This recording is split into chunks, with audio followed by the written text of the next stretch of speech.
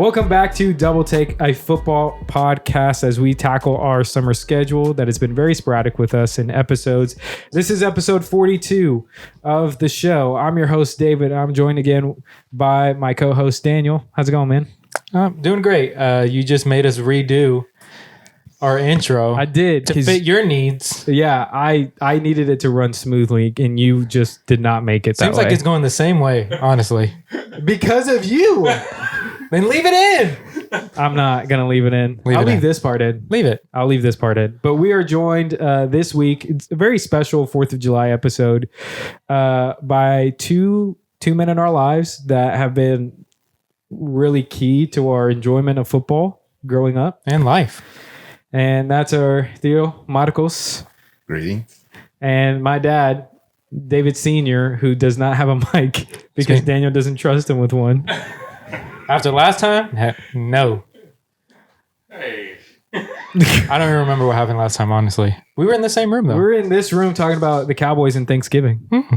Yeah. So, but... Oh, what a time. We are going to just be really quickly just talking about the NFL news that we've received since the last time we recorded. Some pretty big news, some pretty big narratives, and just to kind of give you our 2 cents on what our thoughts are about it and go from there. And then we're also going to do another entry in Quarterback Legacies where we'll be talking about Peyton Manning and what he brought to the table in his NFL career. What he didn't bring to the table. Yeah, that could be a question as well. But let's get into our first topic for today, which is off-season signings. We are discussing first the contract extension of Trevor Lawerence, where Jacksonville paid him 5 years, $275 million, with $142 million guaranteed, making him the highest paid player in NFL history next to Joe Burrow. So this is his resume up to this point at the time that he signed his contract. We know that he was the first overall pick for Jacksonville. In his 3 years of being the Jacksonville quarterback, he has a starting record of 20-30. He has 58 touchdowns with 60 turnovers, leading the league since he's entered into the league. He does have one playoff victory where he came back from 27 points down after throwing 4 interceptions in the first half against the Los Angeles Chargers in his first ever playoff game. And he only lost by 1 score against the Kansas City Chiefs, who went on to win the Super Bowl that season. So, Daniel, the first question I have for you, and then Mark, you can answer this one. Did Jacksonville make the right decision in extending Trevor Lawerence with his contract? And it doesn't kick in until the following 2 seasons. So he's still on his rookie contract. His cap hits about the same, but they just said, hey, we're going to go ahead and give you $55 million right here. Yeah, they went early. And for me, I'm in the belief that they were always going to re-sign him anyway. So do it early, get ahead of the big salaries. Yes, it's going to be the most in NFL history right now. But in 2 years, this is going to look really small. And the deal doesn't kick in for another 2 years. And so I think they were always going to sign him. They were wanting to lock him up early. They are not the Cowboys, and they wait to the last minute and think that's a good business decision. So they took care of it, took care of him. You and I know my feelings on Trevor Lawerence. I've been following him since he was in the Elite 11. Yeah. Every time I picked him, he loses. Every time I don't pick him, he wins. So that's a weird dynamic that we're both in. I think he's great, and I think he did really great at the end of his second year with Doug Peterson. They were off to a great start in his third year. They were 8-4, and I think in first place in the AFC. And then he got hurt.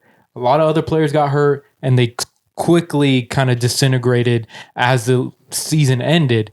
So I want to be able to believe that he's still going to get better. But I think, they were really smart to get out of it early. It's going to feel like it's a lot right now just by looking at it. But again, it doesn't kick in for another 2 years. And when it finally does kick in, we're probably going to already have quarterbacks making $65-70 million a year. So it's going to be even $15 million below that. So I like the move personally. I also like the move.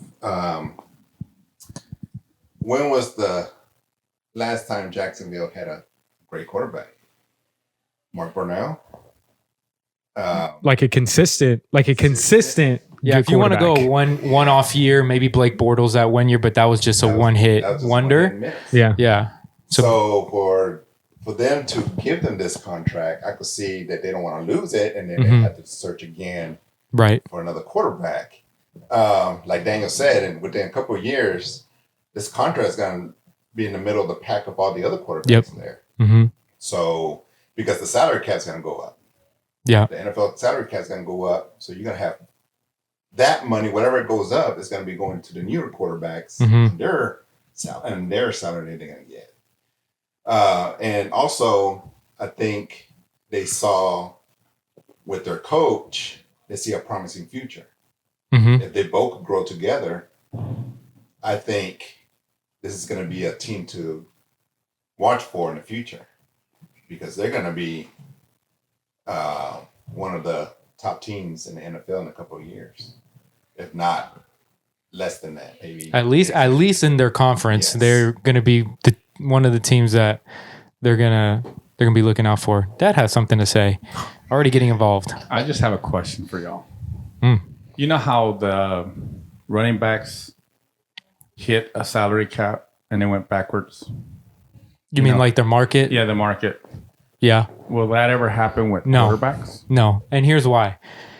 What back in the day, and I want to say like in the 90s, your running backs could play for 13, 15 years and not blink.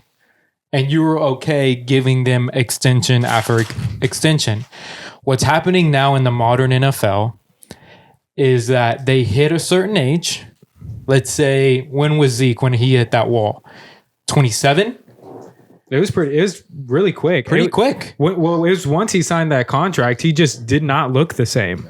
And that's been the story for running backs. Now, obviously, there are some exceptions. Like Derrick Henry is probably one of those exceptions. Maybe Saquon is one of those the other exception. But really, what's been the narrative for running backs over the past couple of years is they hit a certain age, and then they start declining.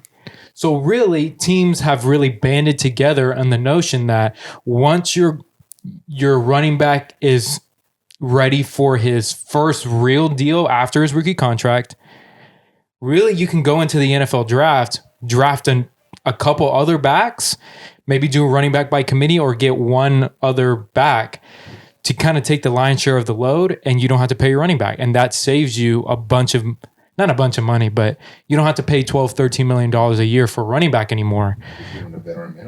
Really, if they want to stick around. But really, you can draft another running back after the rookie contract. And that's pretty much it. And that's what teams have found out. So I don't think it'll ever be that way for quarterbacks because quarterbacks are so much harder to come by than running backs. Yeah, I'm with you. I think an example of that is the Cowboys because they started to give the ball more to Tony Pollard. And he was a 4th-round draft pick. So now you're looking in the draft at other running backs, especially this year's running back class was stacked. I mean, we were as Cowboy fans, we were hoping in the third that we could get Jonathan Brooks or somebody like that or Blake Corum from Michigan, but we couldn't just because, Jerry making those decisions. So yeah, I don't ever see the market lowering for quarterbacks, and we can talk about that more here in a second. I think when it comes to Trevor Lawrence's contract, I think the reason why there's a lot of outrage about this contract is because Trevor, I don't think has proven yet in his career that he's a top 10 quarterback. And usually when you give somebody that kind of money, it's because he's a top 10 quarterback and he's already proven something to you. I don't know if at this point of his career, Trevor has proven anything really in his career, other than the fact that he was able to recover from an Urban Meyer coming in his rookie year and almost ruining his career. Kind of like what we saw Bill Belichick do to Mac Jones, who's now in Jacksonville as his backup. So I think that's the one thing Trevor has going for him is that he was able to not just get out of that hole, but to make it to the playoffs, to win a playoff game even though in that playoff game he did not play well, except in the second half he balled, and he had to for them to win that game. So I don't think that Trevor Lawerence, in everybody's eyes, earned that contract. But I think you guys are absolutely right in saying that Jacksonville was saying, well, we know that he's our franchise quarterback. Right. Because even though he had a terrible end to this year to where he was hurt and his team was hurt, they only won 8 games this year. You're still looking at his production last year and making the playoffs and putting up pretty good numbers. And you're saying, we believe that he's going to do that moving forward. Let's lock him under contract. Mm-hmm. They believe he's gonna be there. They believe he's gonna be healthy. They think he's gonna be good. And we're kind of talking about Trevor Lawerence like he's been in the league for 4 and 5 years. He's barely heading into his 4th season. Yeah. It's a small sample size. His first year we're going to obviously discount because he had Urban Meyer as his coach. Really, we're talking about 2 years that we've really seen it. And his second year, he got hurt. So we're going off the first year and the beginning of the second, where they went 8-4, right? I think it was like they were like 9-3, 8-3 or 9-3. And so for me, that's what they don't have much to look at. But what they do have is, okay, this guy really got us 9 wins his first year, and he started off with 8 or 9 wins his second year. Obviously, if they're healthy, we get the right pieces with him. They started 8-3. They started 8-3. So 9. They went 9-8 his first year, his real year, and then 8-3 to start before he got hurt. Yeah, that's pretty good. That's pretty good, especially in Jacksonville, where Marco said they haven't had a really good quarterback play to even get them to that many wins in a really long time. So for me, I think that's what they're looking at, and they're trying to get ahead of it, which is good. If you let them gel, the coach and him, because if we look at his college career, at Clemson, he had the same coach, and how many championships he won there? I think he only won one, but he was in the college football playoffs every year. Playoffs. So let both of them gel together and let them grow together, and that franchise is just going up. Yeah. So with that being said, with this new contract that Trevor Lawerence has gotten, what do you think are the expectations for Jacksonville and also just for him? I think for him, he needs to make a Pro Bowl. They need to win at least 10 games and get into the postseason. That's what they're paying for. You're not paying a quarterback just to be okay, have good statistics, and not win anything. I think they need to get to the playoffs, win a playoff game, and if they lose to Patrick Mahomes, fine. I don't think anyone's going to blame you for losing to Patrick Mahomes, but you need to at least get into the playoffs, win a playoff game. I think that's, for me, that's my expectations for the team. For him individually, I think he needs to have a bounce back season. I don't know if there's ever a year where he could not lead the league in turnovers,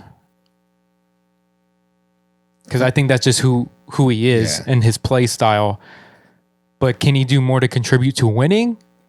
That's what I need to see out of him. Right. I agree. I could see them making the wild card this year.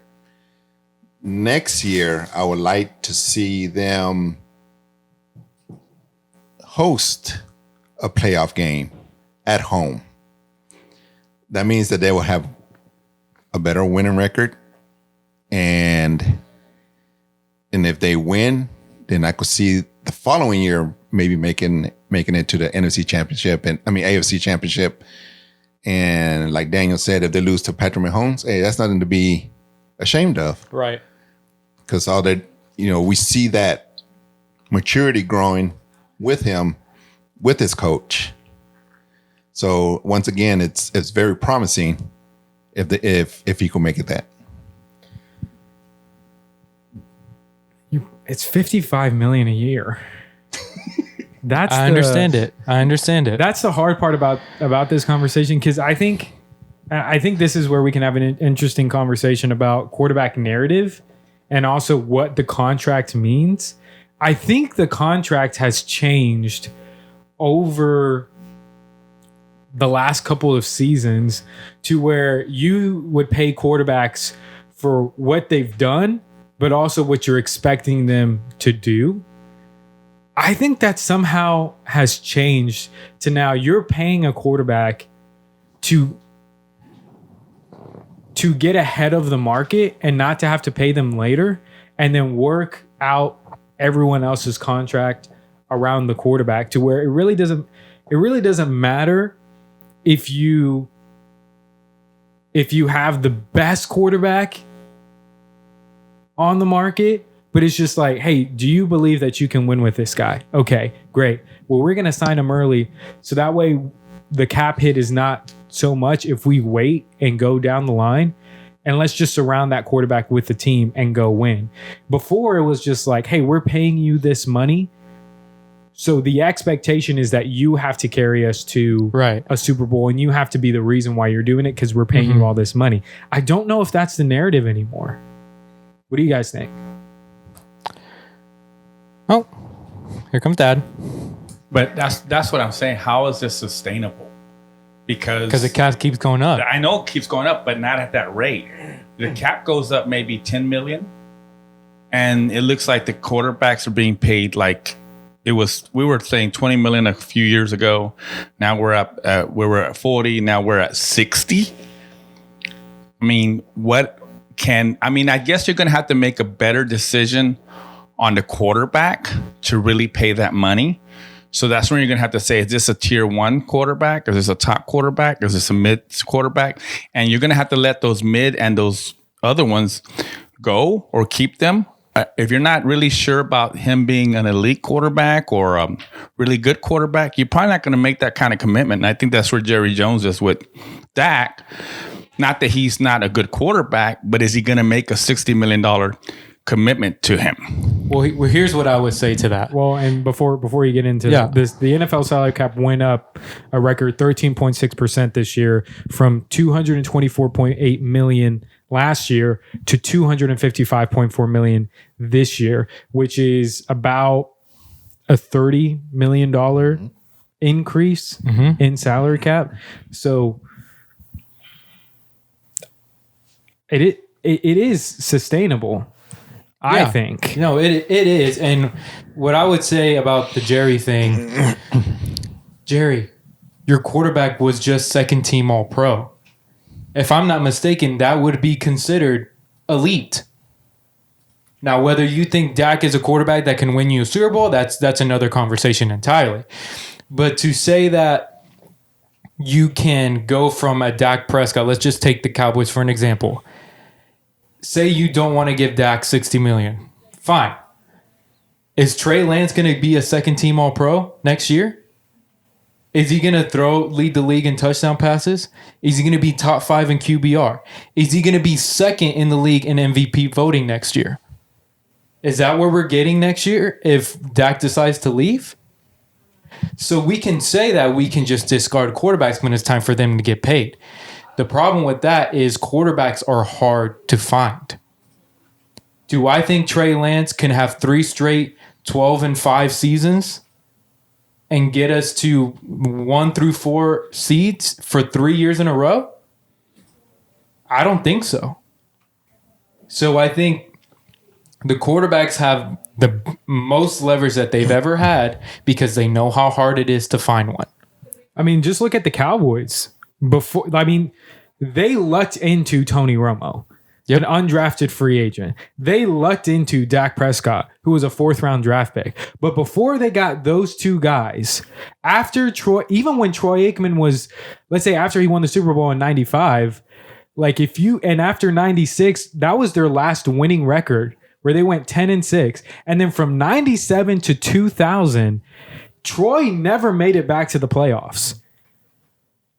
And then after Troy, you had about 5 seasons to where you were below 500 and 1 season with Quincy Carter as your starting quarterback. And to me, I think that's why it goes back to what you were saying, Dan. I think that's why when we're talking about the quarterback market, will it go back down? No, because the Cowboys are proof themselves that you can't just plug in a quarterback and have the same success. I'll even go a step further, because I know some people who are listening to this podcast will be like, well, what about Cooper Rush? He stepped in and he went 4-1 as a starter for the Cowboys when Dak Prescott got hurt. But the defense was playing at an all-time level, to where Cooper Rush only had to average 20 points a game. And he gave the ball to Tony Pollard, who was balling out that year.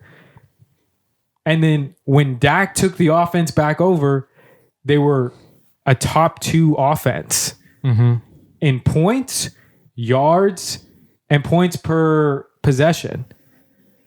Here's also my thing. If we kept Cooper Rush as a quarterback, and they, with what we've already seen from him already, 4-1 record, we project that out. That's maybe what, 12-5, right? Yeah. Who's to say after that, if they go 12-5, he's not going to demand top dollar, especially if he does that for 3 years in a row? You don't think Cooper Rush is not going to ask for $50-60 million if they're winning? You're going to just have the same problem. There's a cost to when it comes to winning. There just is. There's a cost to winning. And if Dallas isn't going to pay it, somebody else is. Because they want wins. So it will never go down just for that reason alone. Yeah, it's not going to go down. I think we see the quarterback being the number one position they're willing to pay. Now, when David Sr. said about the salary cap, we need to also remember the NFL is going through a lawsuit right now. Oh, yeah, they are. DirecTV. So each team has to give up $400 million. And that's not going to be easy for them to pay. So I don't think next year the salary cap is going to go up. How much did it go up this year? It went up like $30 million this year. It's not going to go up that next year. I guarantee you, because of what the owners had to shell out that money. So they're losing money. They hate losing money. So I see next year that the contracts for quarterbacks is probably going to stay the same because of what the owners have to pay. Yeah. So real quick, let's go through these other quarterbacks who have contracts coming up. And let's just very quickly say, nay or yay? Yeah, do you pay him top dollar when it's their turn, or do you not? That's fun segment. Okay, right. So here we go. First person on the list. Senior needs to get in here too. Yeah, probably. Okay, first person on the list, Tua. No. Nay. Okay, why? He really hasn't proven how many years he's been in the league? I think this will be his fourth. Same as Trevor, right? Yeah, I think it might be his fourth year.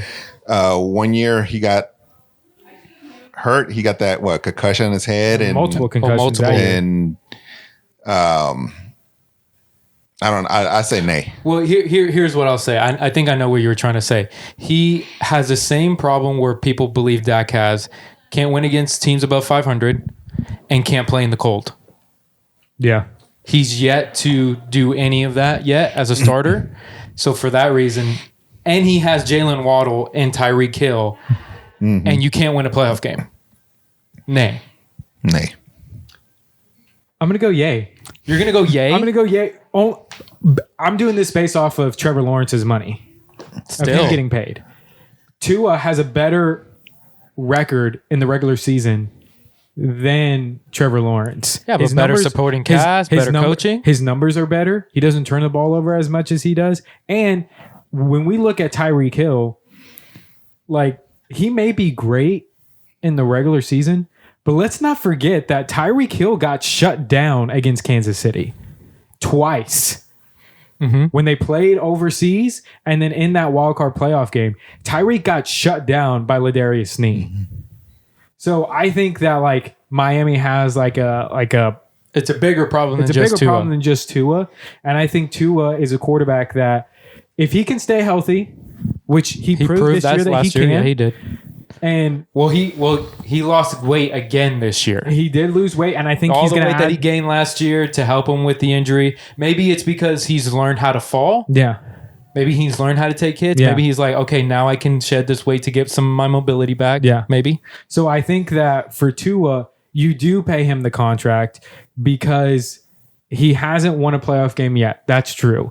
But neither did Justin Herbert when he got his contract. Oh, that's a different. Lamar Jackson had only won one playoff game when he got his contract. Tua, I think this year's going to be his prove it deal. I think this year is going to determine whether he gets that big contract. I see him having success this year, and especially with how Buffalo has structured their team to look. If they win the division, you give him that contract. Yeah, so I'm going to say yay. Okay, and that's where my whole salary cap. Do you do this with every quarterback? Because I think this is what's going to be going on in the front office. Is who's going to say yay and nay, and because it's going to be really hard. You're going to be committing a lot of resources to this quarterback, and you have to make sure that this quarterback's not just a good quarterback, but a quarterback's going to have success not just in the regular season, but ultimately in the when you get to the playoffs. I don't think that's true. I think it is because it's going to get harder. Like you said, they're facing the salary cap. The last couple of years didn't go up that high. This is the first year I think it's actually gone on significantly. This is the highest one that's went up 13%. Y'all said something like that. So I don't think that's going to be a pattern. And if the owners are feeling that cringe, they're going to have to say, okay, we're only going to invest this kind of money in those quarterbacks that we think are really good quarterbacks, or unless we have a past where we haven't been significant or relevant for a long time. So I think that's going to be a question. Like I would say nay to that as well, just because he hasn't proven anything yet. I think the only difference and we got to make sure that we explain this well. Like Trevor Lawerence is getting $55 million per year, but that's not going to be how much money is against the cap. It's going to be significantly lower than that. Especially, look at Dak Prescott. He was getting paid $40 million a year, but the biggest cap hit that he had in a season was $25 million against the cap, which is not a huge percentage of the cap. Yeah. He restructured his deal several times to allow the Cowboys to have money to go and to get top free agents. And guess who didn't go to get that done? The Cowboys were the third worst in team spending throughout the life of Dak's contract. That means they were the third team that spent the less amount of money. Yep. So for these quarterbacks, they're looking at that. They're looking at those things and saying, hey, I'm giving you deals, and guess what you're doing with them? Nothing. So guess what? I'm coming for all my money. Because if you're not going to spend it on players anyway, I might as well get as much as I want. And so for me, like Justin Herbert's a perfect example of a guy who's not in my top 10, but is putting up 5,000-yard seasons, 30-plus touchdowns, exciting, so much fun to watch. Super talented. But guess what? He doesn't win. And why do they keep paying him? Because he's exciting. That's what owners are paying for. They're paying for people to come and watch your games. They don't care much about winning. So if owners were really pressing about winning football games, there's a lot of quarterbacks in this league who wouldn't get paid. Justin, Lamar, Tua. What about Kyler? When Kyler got his money? Because Kyler hasn't won a playoff game either. Exactly. So all these quarterbacks, they're getting paid, not because they're winning games, because what they bring to the team in terms of wow factor. That's what owners are paying for, and that's what they will continue to pay for. So even with maybe they don't up the cap as much, they are going to pay that money to get people in their stadium. Yeah. So that's not going to change. All right. So next person on my list. So that was Tua. Jordan Love. Yes. He's going to get paid. Yes. I'd say yes too. 32 touchdowns last year with a receiving core that was in their second year of really, really playing. with a great coach in Matt LaFleur, with a flourishing defense. They're one of the youngest teams in the NFL. Yep. I would pay Jordan Love for sure. I agree. Yeah. Next person on the list. Wait, Senior didn't say anything. Oh, He's okay. He don't know nothing about Jordan Love. Brock Purdy. I'm paying Brock. Only because I know, and I'm Savage being here would have been great, but I pay Brock Purdy because I trust the front office of the San Francisco 49ers. Whether they're going to have to go and get rid of players or have to, not pay other players, what the 49ers have shown is they can go to the draft, get players, go to free agency, get players, and they'll be just fine. Agree. But what you need is a quarterback when you're down in the second half to a Detroit Lions team and you need to be kind of perfect to win the game in the NFC Championship game. I want Brock Purdy as my quarterback. Now, would I want other quarterbacks above Brock? Yes, you can say that, but I live on Earth. I live in reality. Justin Herbert's not going to go and play for the San Francisco 49ers. Just not going to happen. LA's not going to let that happen. But I want a guy who's proven that he can, in the big moments, make plays to help his team win ball games. And I'm doing it with the team that I know can draft receivers. I'm excited to see what their first rounder does this year. I think he's going to be a stud. And if they can continue to do that, even with losing Debo, losing Brandon Ayuk, eventually having to replace George Kittle, I'm going to trust it. I'm going to trust the 49ers and their front office to do what they need to do. So, yes, I'm signing Brock Purdy. I agree, especially with a GM like yes. I forgot his name already. John Lynch? Yeah, Lynch, who's pushed all the right buttons. Yes. To bring the correct staff in there to help Prudy. And I mean, he just the guy could manage the game. That's what you want. And he listens to his offensive coordinator, his head coach, which is his head coach, and he follows the plays because he trusts his coach. And I think that's the problem with a lot of quarterbacks. They don't trust their coach. They want to do it all themselves. And Prudy does a very well job doing that. Mm-hmm. So I say yes. If you say yes to Tua but no to Brock Purdy, I didn't say anything yet. I'm looking at your face right now and I don't like it. Didn't say anything. I'm already not enjoying this conversation. I would say maybe. Oh. You can't say maybe. It's yes or no. Well, the thing about it is like you're saying, let's say, what if you have Dak available and you're trying to decide between Dak and Purdy. Wouldn't you give that money to Dak instead? Because and Dak here's is why. a better. I mean, to me, he's proven more. Here's the argument. Here's the argument. And David's going to hate this. People have said for years that the 49ers and the Cowboys have similar rosters. What's been the difference? I disagree. Why? They both have top 5 defense. They both have great receiving cores. Our defense is not that good. Okay, our offense is not that good. Here's where I'm going to get upset. No. Don't get upset. No. Because no. Is our offensive line comparable to their offensive line? Our offensive line is better than the 49ers. No. They can run the ball. We can't run the ball. We have nobody to move to open up any holes their anywhere. Offensive line was ranked 21st. So check doesn't your matter facts. ranking. The Cowboys' offensive line was ranked in the top 10. I do not care what you say. The offensive line for the Cowboys was way better than the 49ers. They proved that in the Super Bowl that they could not protect Brock Purdy. Also, defensively, we can't stop the run. What was the narrative for the past 3 years for Micah and this defense? They're a historic defense. He's the next rushing Lawrence the quarterback. Taylor. Yes. Rushing the quarterback. No. Not stopping the run. They said we are a historic defense. What they and say they and what's true is touting two different themselves things. as a historic defense. So I'm not going to let them retroactively Not say them, it's that me. we're not a good defense I'm saying, anymore. I've never said that we were that good. I've always said everyone else did. I've always said that they did doing it with smoke and everyone mirrors. else did. Everybody else. He said everyone else did. When he started the statement, he said everybody else has been saying that this team is comparable to They're San not. Francisco, which I would say they're not, but keep going. But Keep yeah, going. but Just yeah, keep going. that's what everybody said. Everyone said that. Dak cares? had ample opportunities against this same 49ers team 2 years in a row to beat Brock Purdy.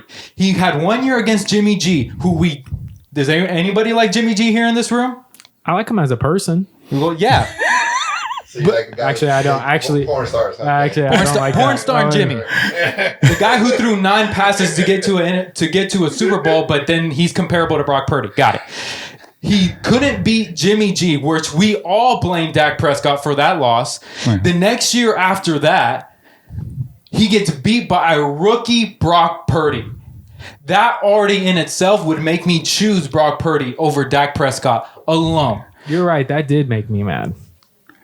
I'm taking Brock Purdy over Dak Prescott because Well, that's what Brock I'm saying. Purdy has actually proven something in the postseason. Not I'm saying not that arguing Dak 'cause can't, I like Brock Purdy. but his history, Dak says that he cannot do it. I'm just saying Brock that can. if it would have been switched last year, if that would have been Dak Prescott playing in Dak Purdy's place, they would have won that game. No, they wouldn't have. Yeah, because They wouldn't have. he He did. He had opportunities 2 years ago, and he didn't do but it. he didn't have a team. He had CeeDee freaking Lamb, and he overthrew him twice. Well, I'm not saying he didn't make mistakes. I'm just But saying that's what I'm we're just saying- talking about. I'm saying in this game, We're in talking about this managing game, the in the game. game that they And had Dak right couldn't there. do that, and Brock he could could. not. He didn't have. We didn't have the horses this year. We didn't have them. We didn't have the offensive line. I'm sorry. We but didn't if have the I'm defensive paying you- interior line. We Again, didn't have those. Hey, the last 2 years, he had CeeDee Lamb, he had Tony Pollard. I know it was for a half Skill only. positions, yes. But the guys in the trenches, no. Defensively, the Cowboys played pretty up to par against the 49ers. They held Brock to 19 points. And then the year before that, it was like 23, and they did a pretty good job in the second half stopping them, and Dak couldn't get it done. That's what I'm saying. I'm putting the ball in Brock Those are the Purdy's hands. conversations you're going to have. That's what I'm saying. You're going to have those hard conversations because you're going to have to look at all those things. Because to me, I would say that Dak would have won that game. He wouldn't have. David, go.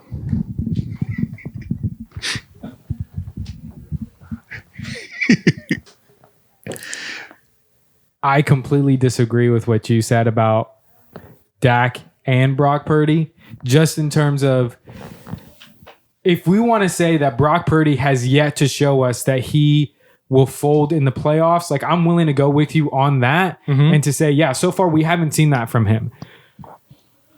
But I think a lot of that has to do because of the team around him. And here's what I mean by that.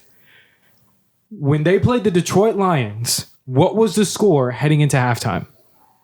It was 24-10. Brock Purdy had played a terrible first half Right. with the rest of the team. Dak Prescott in the wild card game against the Green Bay Packers was down 27-7. Right? Yep. Almost roughly the same score by like 3 points on each side. In the second half against the Detroit Lions, Brock Purdy played well. The defense played well.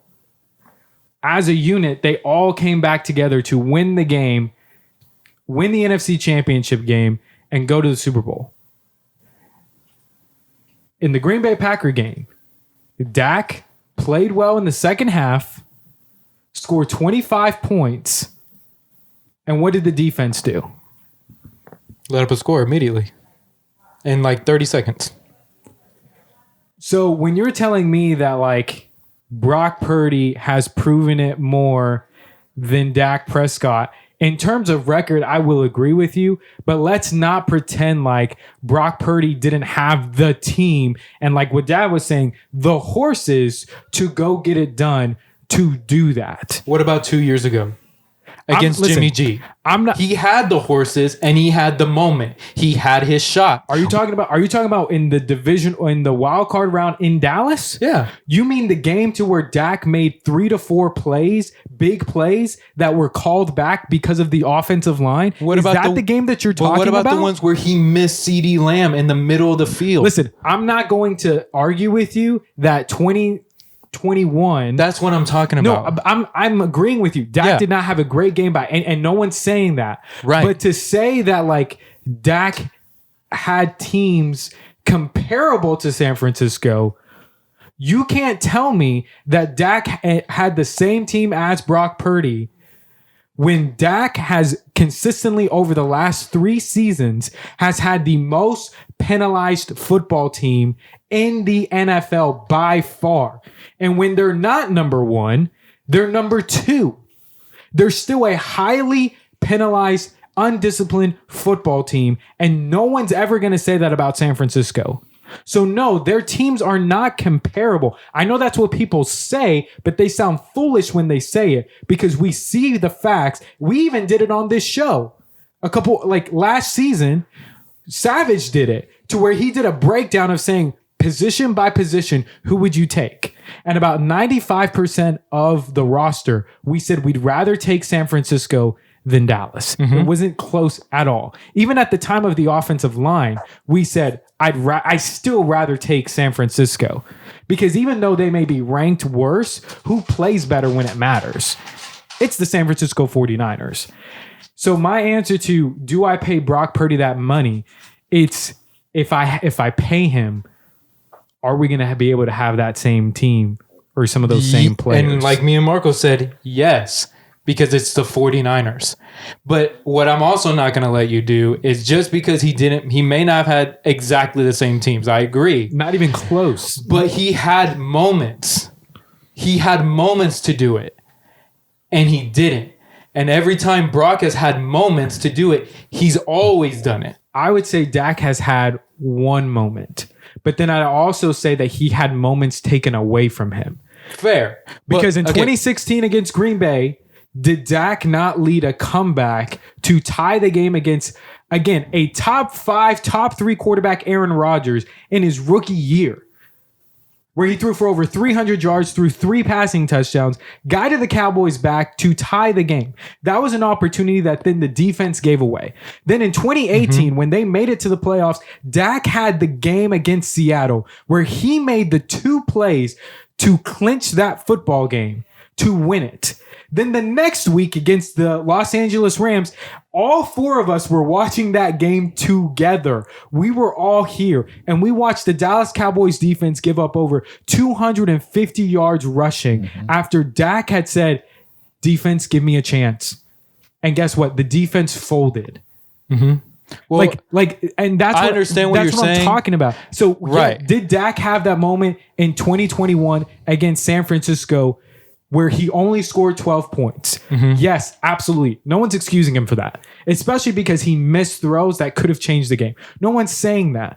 But to say that like Dak at any point of his career has had the teams that Brock Purdy has had and then folded and didn't have his moment, like that's where I don't agree. Because there's not a single team that you can name. Then here's what I'm going to say then. I've seen Brock do it. Even if Dak didn't have the opportunities to do it, I'm not going to take a quarterback who I haven't seen do it enough. I'm going to take him over a quarterback who I've already seen that he can do it. Does that make sense?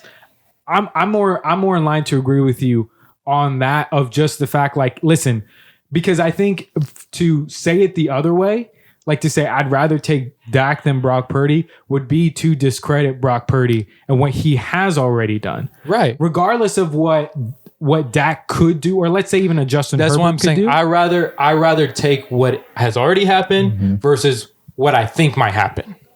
No, I'm with you. I agree. But I'm just saying, people have made the comparison that their teams have been, let's say they're not comparable, but they both had top 5 rosters the past 3 years. Whether we believe that or not, that's what has been said. Yeah, I think you're going to be hard pressed to convince me. You may be able to convince me that the Cowboys have had a top 10 roster talent-wise, but there's no way that you can convince me that the Cowboys have had a top 10 team production-wise, especially when you look at last season. Defensively, productive-wise, yes, but you know how I feel about Micah. I think he's a bum. Yeah, I mean, I'm going to leave it at that. I just wanted to say Micah was a bum. That's all I wanted to say. So I mean, and so that, to me, that's why I'm like, So it is a yes because it is the 49ers. If the 49ers are able to pay him and to keep most of the guys that they already have now, I'm with you. Okay. But let's say that they pay Brock Purdy and the 49ers have significantly less talent because they've had to pay Brock Purdy.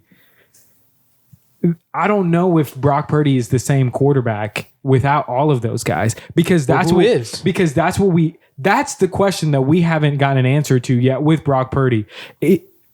Unless you want to count the 3 games that Brock Purdy was missing Deebo Samuel, Trent Williams. Deebo's overrated in my eyes. It could be. He's just a glorified running back. It could be. But when he lost some of his Pro Bowl players, they lost 3 straight games with Brock Purdy at quarterback. Yes, but like you have always said about Dak, his defense wasn't playing that well either. The defense for the 49ers in those 3 games were also going through a slump. Yeah. So that's where I'm at with that. I'm not blaming just Brock for those 3 losses. The team collectively, so bad that they changed defensive play callers. Which is, again, after that. Which is why I would say we don't have to take that 3-game sample size. Right.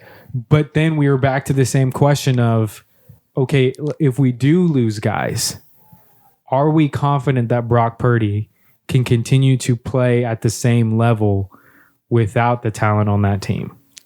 That's the question I'm asking. But no team signs a quarterback asking that question. They do don't. They not? They do not. No team goes look and say, it's time to pay Brock Purdy. If we lose everybody, should we pay him? They're not going to ask that question. They're going to be like, with the guys that we have and what we think we can do for the next 4 to 5 years, can he be our quarterback and lead us to victory? That's what they're going to ask. So, yes, I would pay him. I will pay him. I will pay him also because, like you said, in the future, we don't know. Okay. They're going to lose talents. Now, we need to realize again, their GM he knows what he's doing. Exactly. Okay. Yeah. The closest example, if we could see a couple years later, we thought Kansas City was going to go down because they lost so much talent because they paid Mahomes. They did it. They didn't lose a step. I mean, now they're going for back-to-back Super Bowls. They're trying. And not to say that Patrick Mahomes is Brock Purdy. Right. But I mean that's where that's a little different. Mahomes is one of the greatest quarterbacks to ever play the game, and Brock Purdy is not. But again, if we're trying to get ahead of what the salary cap is going to do, what the Kansas City Chiefs did early was get ahead of it. Right. Yeah. So that's what San Francisco needs to do, and I would do it after this year. And I'm sure the San Francisco fans trust. They trust it. They trust the GM. They trust their coach. I mean, they love Purdy. They do. They love Purdy. And they should. Yeah. Well, there's only one guy left on the list, and we've kind of already talked. He's not going to get that contract, at least with the team that he's currently with, but that's Dak Prescott. He's up for a new contract after this season. Currently, he is $53 million. I think actually 51 because he moved some money around to make that cap hit $2 million less. But it's Dak Prescott, $51 million against the cap this season. Jerry is saying we're writing out this contract. The Cowboys have said that signing Dak is the priority before they sign CeeDee Lamb and Micah Parsons. He doesn't even know what that means. Maybe not. CD right now is currently holding out, and he will continue to hold out until he gets a new contract. Good for him. So what do you think? So the Cowboys, I'm sure we're the 3 of us. Are we all saying that we don't think Dak is getting that contract? I don't think he's going to get the contract. Now, would I pay Dak the money if I'm not the Dallas Cowboys and I'm on another team that needs a quarterback that is one piece away, who just needs a quarterback who's productive?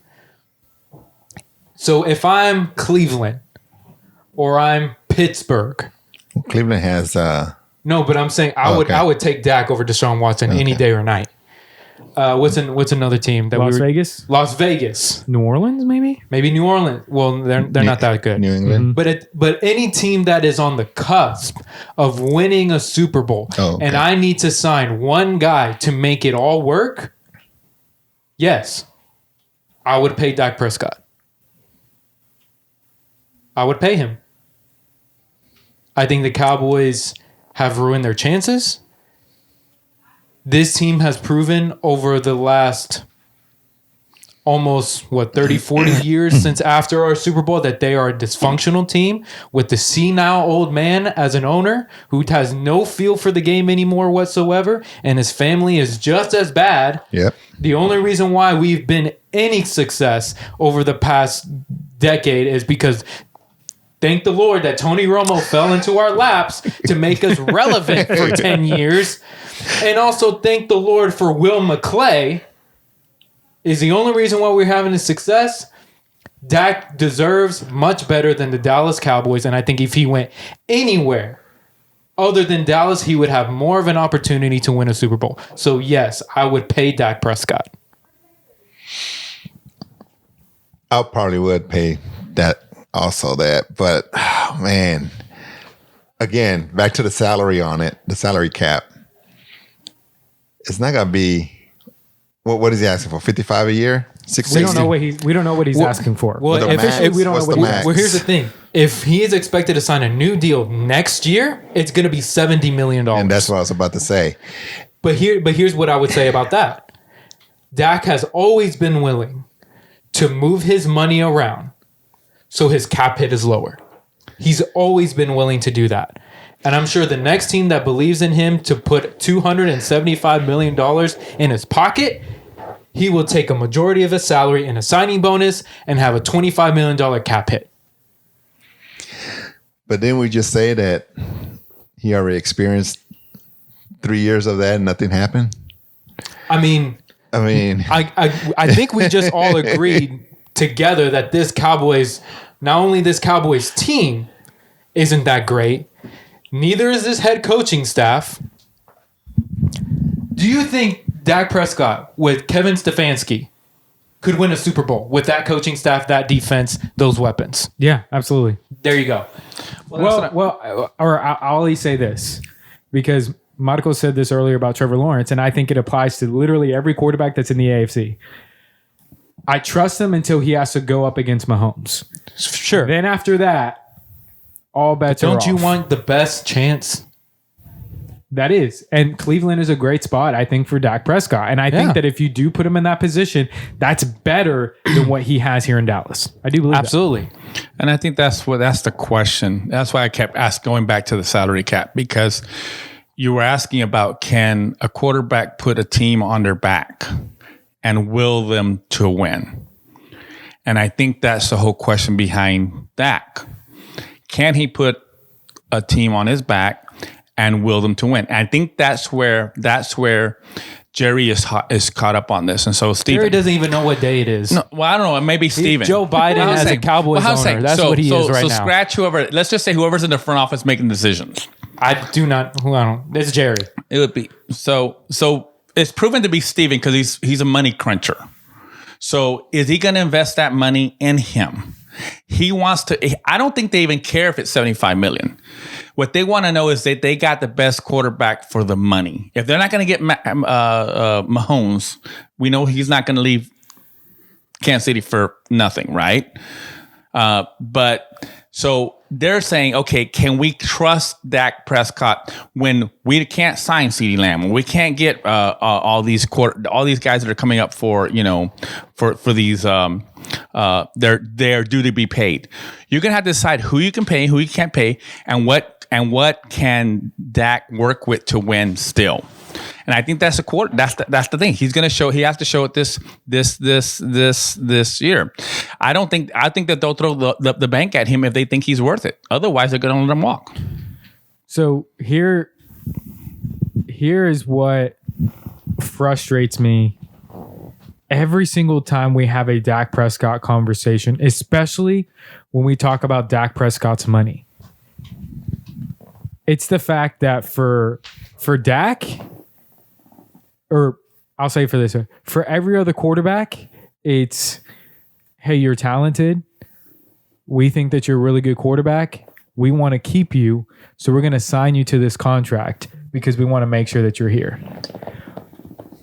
But only with Dak Prescott is the question ever asked, are you good enough to carry this team on your back when nothing else is working?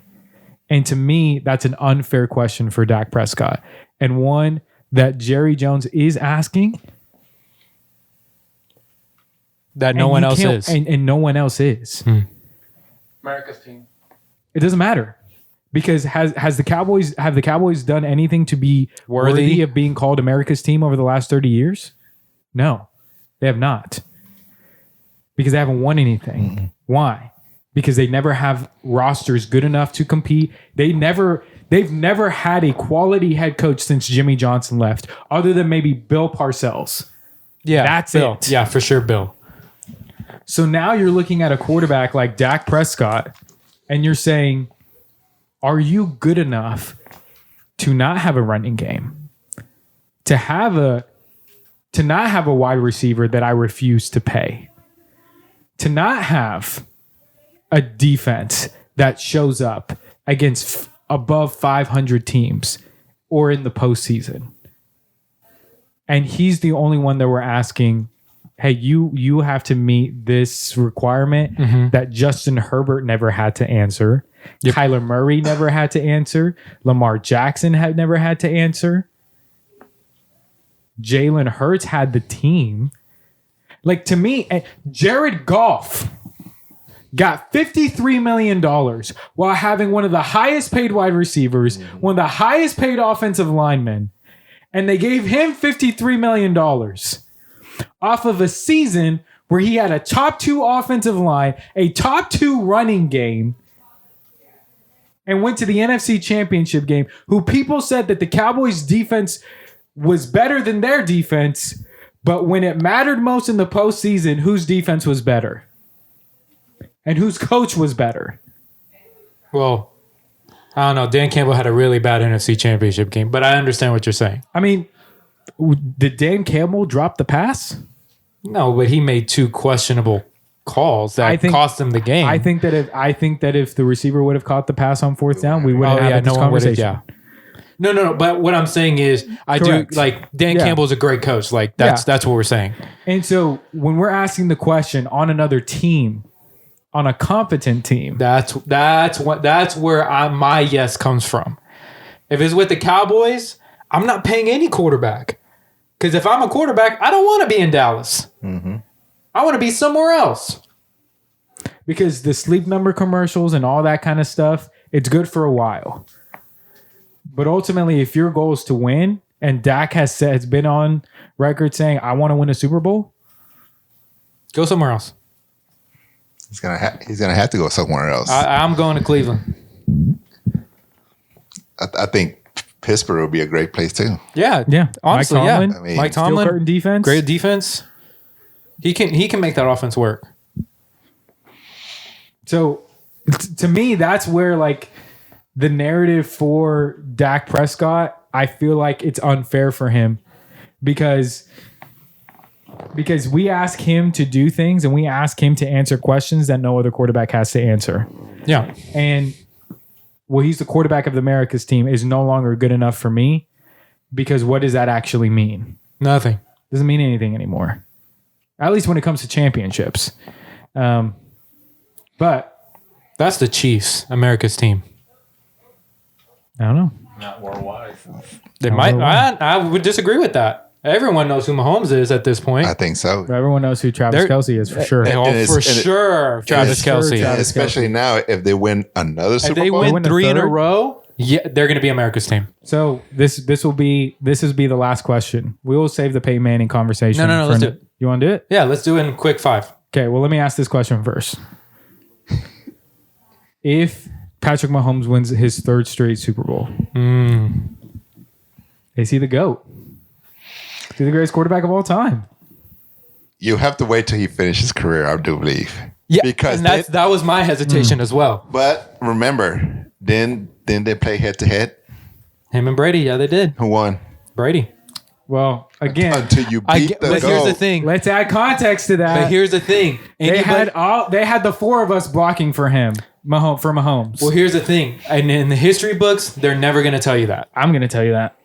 In 100 years, they're not going to say Tom Brady versus Patrick Mahomes or Mahomes minus an offensive line. They're not going to say that. But do I think that Mahomes has the ability and maybe the time to win more than 7 Super Bowls? I'm going to say, do we think after this year, he's going to be done winning Super Bowls anytime soon? No. So I would say no, not yet, but he's making a really good case. I'm just saying I'm going to be the head of the curve and just go ahead and announce him as the GOAT. You can say it. I'm going to say it, and here's the thing. If he wins 3 in a row, that's going to be something that Brady never did. Yeah. Right? Yeah, no, it's true. And also And did it 3 different ways, most likely. did it 3 different ways, and every single year that he's been the starter, he's been at least to the AFC Championship game. Every single season that he started, he's been in the AFC Championship game. That's crazy. And he's been the reason why. All right, Peyton Manning. Let's go. All right, Peyton Manning. Peyton Manning played 18 seasons in the NFL. 14 with the Colts, 4 with the Broncos. He was a 5-time MVP, 7-time first-team All-Pro, 3-time second-team All-Pro, 2-time Offensive Player of the Year, 2-time Comeback Player of the Year, a 14-time Pro Bowler. His regular season record was 186-79, which is 70%, with 539 touchdowns and 251 interceptions. His postseason career, he was 14-13 with 2 Super Bowl championships and 4 appearances. Peyton Manning is regarded as a top 5 all-time quarterback on a lot of people's lists. Some people put him above Joe. Some people do put him above Joe. So, what is the legacy of Peyton Manning, and where do you have him ranked all time? I have him ranked maybe in the top 10, maybe. I have to go back and look at, but I know he's not top 3. Not by a long shot. For me, the regular season success, fine. It is what it is. But the regular season has always and always will be overrated. Everyone keeps bringing up the MVPs, the records that he set. Who cares? For the first 6 to 8 years of his career, he was where Lamar Jackson is right now. Can't win it. Can't do it. Finally won a Super Bowl. Had a really great couple regular seasons with the Denver Broncos. And then he got carried into a Super Bowl championship because of Von Miller, who played Cam Newton, who's a bum. And DeMarcus Ware, Who won a championship without the Cowboys. Yep. So for me, his career for me, and I'll just speak for myself because I know there's a lot of people who love Peyton Manning. It's an overrated career. It's an overrated career. He had regular season success, won 1 real Super Bowl, got benched the last year of his career, came back in the playoffs, and did nothing in the Super Bowl, and they still won the game. That's people want to talk about LeBron's 2020 Mickey Mouse or COVID championship. Same energy should be applied to Peyton Manning's last Super Bowl. It was the same thing, If not worse. So for me, he's barely top 10. And maybe he's probably 6 or 7. I don't know. But for the fact that people have him third, and some people have him above Joe Montana because of what he did in the regular season, is utterly ridiculous and idiotic. Had to use idiotic right there. Had to. I would agree with Daniel. If they have him in top 5, then he'll have to be number 5 because he's nowhere that high. Like Daniel said, 6 or 7. I'll probably even put him in 8. I can name probably 5 quarterbacks off the top of my head. So yeah, I don't have him in I wouldn't have put him that high. No. Senior's coming. Yeah, this one I have to weigh in because I didn't get the other one. But Mahomes, he's got more. Right now it's he has Joe, more. It's Brady and it's Mahomes until Mahomes has done more. He hasn't done it yet. I don't think so. And as far as our friend Peyton Manning, he is my friend. he is not my friend. Dan Marino with Super Bowls. I'd rather have Dan Marino. And I'm saying I would probably want to have Dan Marino above him. That might be a little much. But it's one of those things that's an argument because Dan Marino set all kinds of records when he was playing. And I seen that was in a different era, too. In a different era. So I'm saying, so I saw both of them play, and it was harder to get those stats when Dan was playing than it was now. So Peyton Manning has always been flashy. He reminds me of a Tony Romo almost in certain areas, but I think Tony Romo was good at those, even better at those intangibles. He just didn't have. I don't know. I mean, he's now we not, can say it's a team. He's not. But I know why you're looking like. But I mean, to me, top 10, yeah, because of his stats, but I wouldn't put him up in the top 5. Mickey Mouse Championship. Listen, I would not put Tony Romo and Peyton Manning I all in probably the same conversation at all. No. Just because Peyton's mind for the game is legendary. Yeah. It really is. Sure. Especially with him and with Eli Ray Lewis. Oh yeah. Him and Ray that's true. The ultimate chess match. Yeah, like it was insane. Yeah. And so, but obviously, I'm just going to go through some quarterbacks that we would have in like that top 10, and then we just decide, is Peyton Manning better than them? Patrick Mahomes. No. Tom Brady. No. Joe Montana. No. John Elway. No. Dan Marino. I would say That's yes. a toss-up. I would say yes because toss-up. of at least he won one championship, real championship. Okay. Sure. And he won more than one MVP. So when it comes to those types of from guys who haven't won multiple Super Bowls and multiple championships, then you got to go to the MVPs and decide from there. Okay, here's one that I think is interesting. Drew Brees.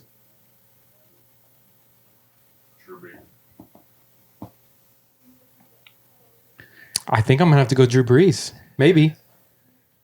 He set records as well. He had the Drew stats. Brees doesn't have any MVPs. That's what I'm saying. Does he have any MVPs? But there were some years where he deserved MVP and he didn't win it. So there's that too. Yeah. One of the most accurate quarterbacks of absolutely. And he was robbed of another Super Bowl against the Rams. He got robbed one. They should have won that game. Well, they also had an opportunity to win it and they didn't, but that would have helped them seal it earlier. So okay, so I mean Drew Brees, we can go. I would take Brett Favre. I would take Brett Favre over Peyton Manning. Well, maybe I'm being crazy. I'd still take Peyton Manning. I would take Peyton Manning. Yeah, you know what? I'm going to go Peyton. So I would say like he's hovering around. Yeah, he's about 5 or 6. He's like 6 on my list because I think he was better than Troy. Yeah, he was. He's better than Troy. Yes. Yeah. So he's around. What about Roger Staubach? I can't say. That's what I was going to say. What about the older generation quarterback? We need to go and look at their stats because you have people like Roger Staubach. You have Johnny Unitas. No, I'm not taking. You got Dan Fouts in there too. I'm not taking pre 80s. Aaron Rodgers, where does he rank? We already did his legacies. But he's I'm already just saying. tarnished. I'm just asking the question though: is Aaron Rodgers better than Peyton Manning, like career wise? They're roughly the same amount of MVP. Aaron just has one less MVP. No, because Aaron had the teams. I don't think. Well, his last I'll just say his last couple years in Green Bay really tarnished because he had the teams to do it. I'm with you, but that was like Peyton Manning's career. But he had just won MVPs out of that. So like for Aaron, I have to dock him more for that. He had just won MVPs.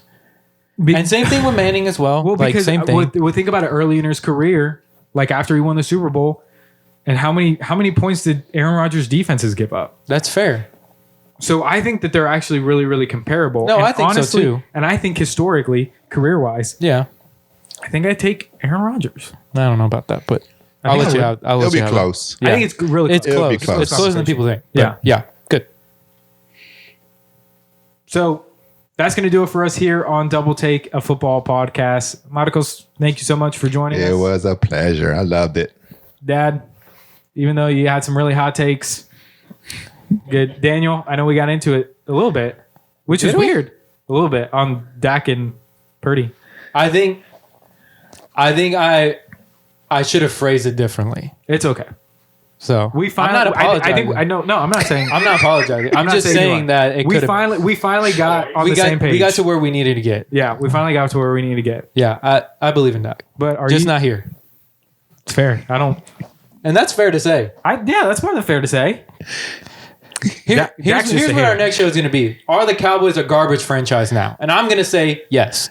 Spoiler alert. Spoiler for alert. Everyone out there. He says as he's decked out in Cowboys gear. It is 4th of July. And I had nothing else to wear. Yeah. We would probably say Cowboys is Mexico's team. Yeah. Mexico's team. Mexico's team. Listen, the final thing on this podcast was Mahomes is all ready to go. We're just watching the reason why play out for the next couple of years. Amen. So, way to go, Pastor. Appreciate you guys. Thank you so much for tuning in on this special edition of Double Take, an NFL podcast for the 4th of July. And until next time, God bless.